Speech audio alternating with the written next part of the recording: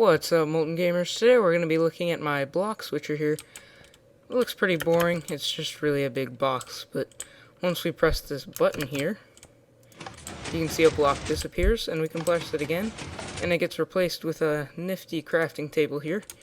So you can essentially have a hidden crafting table. Now you can do more than just these two blocks that I have. You can see I just have stone and a crafting table.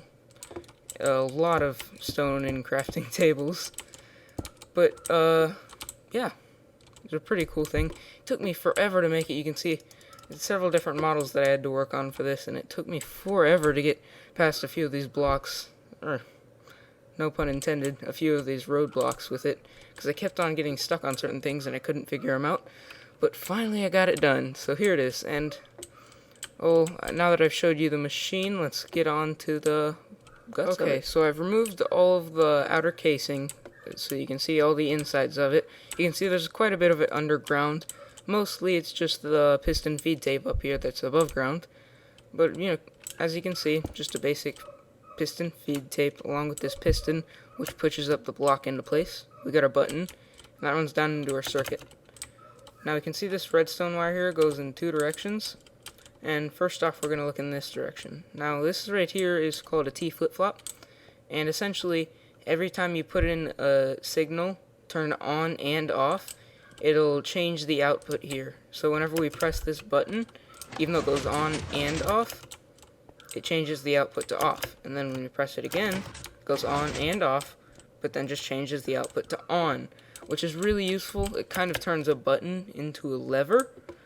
But it has some very helpful things that are aligned with that. Like, for example, when you use a T flip-flop, you can have multiple inputs here. And with a lever, you'd have all kinds of problems with that. But with a button, you'd be able to toggle the thing every single time you pressed either button, regardless of the state of them. Sorry for getting off on that tangent there.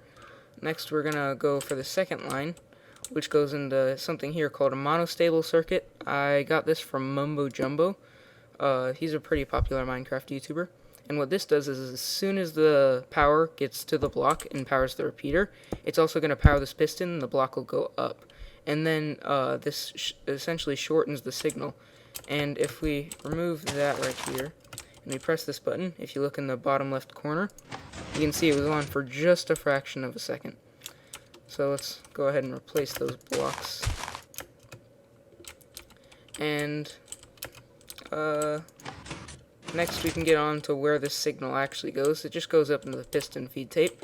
The reason the signal needs to be shortened is that it has to power both of these. You see these are disconnected here, both of these sides of pistons. And if they get powered for too long, then they'll interfere with the next one pushing it, and then it'll get all stuck and messed up and everything.